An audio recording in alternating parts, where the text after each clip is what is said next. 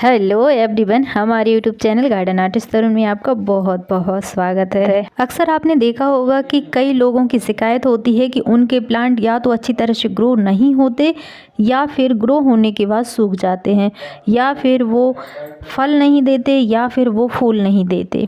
इसका कारण क्या है, आइए जानते हैं इस वीडियो में। सबसे पहला कारण ये है कि आपके गमले या ग्रो बैग में वाटर ड्रेनेज के लिए जो होल होता है वो होल नहीं है, और अगर होल है तो किसी कारणवश वो होल बंद हो गया है।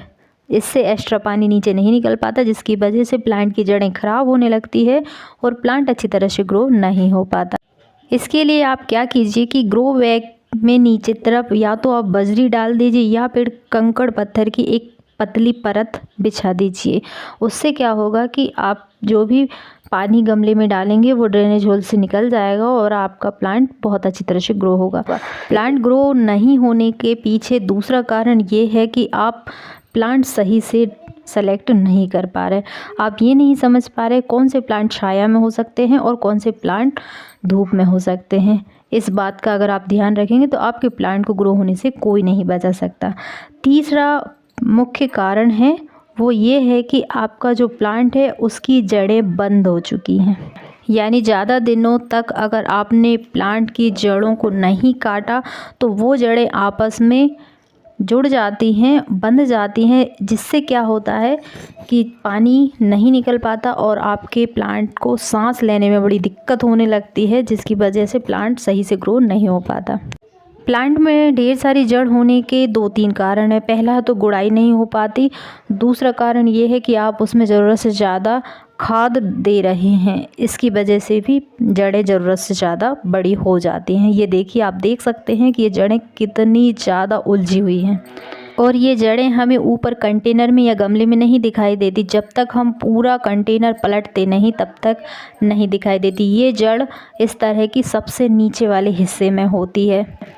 पहले हम जानते हैं कि इस तरह की जड़ें होने का कारण क्या है। इसका कारण ये है कि पौधे द्वारा मिट्टी से पोषक तत्वों को अवशोषित न कर पाने के कारण होता है। यानी कि मिट्टी में ज़रूरत से ज़्यादा जितने पोषक तत्व है वो जड़ ले चुकी होती है और अपनी तादाद बढ़ाने लगती है जड़, तो इसकी वजह से वहाँ मिट्टी नहीं बचती, सिर्फ जड़ ही जड़ बचती है और इससे प्लांट भी ग्रो नहीं हो पाता, क्योंकि उसके पास एक्स्ट्रा पोषण लेने के लिए कुछ बचता ही नहीं है।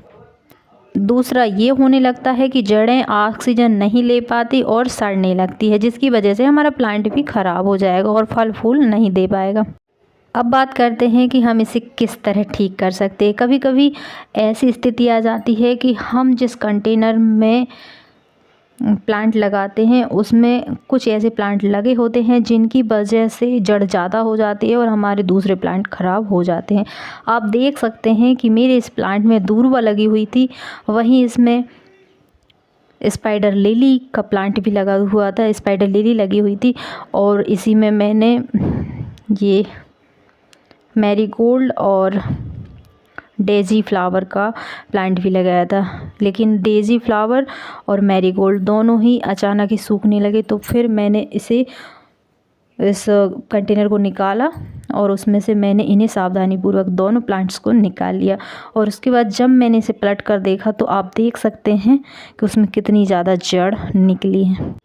मैंने स्पाइडर लिली वाले प्लांट को अलग किया और उसमें से जो भी प्लांट के जो बल्ब थे उन्हें मैंने अलग अलग पॉट में लगा दिए और वहीं जो 2 प्लांट मैंने बचाए थे डेज़ी के और मैरीगोल्ड के, उन दोनों को बहुत अच्छी तरीके से एक नया प्लांटर तैयार किया, उसमें मिट्टी भरी और उसमें उन दोनों को लगा दिया। हालांकि ये दोनों प्लांट जो थे उन्हें मैंने जड़ सहित निकाला था, इसलिए बहुत अच्छी तरह से निकल भी गए और बहुत अच्छी तरह से ग्रो भी हो गए।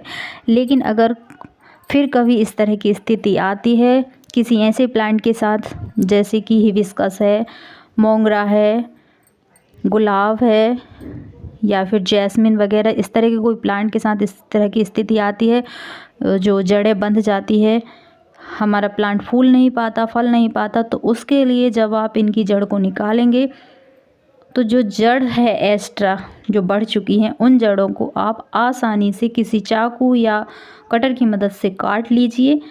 बिल्कुल पास से ना काटें, दूर से काट लें और उन एक्स्ट्रा जड़ों को काटने के बाद आप उस प्लांट की जड़ को फंगीसाइड वाले पानी में डुबो कर रखें और मिट्टी में अच्छी तरह से फंगीसाइड, खाद और कोकोपीट मिलाकर अच्छी तरह से नए कंटेनर में भर कर रख दें और बहुत अच्छी तरह से इसमें पानी डाल दें, ढेर सारा पानी डालें।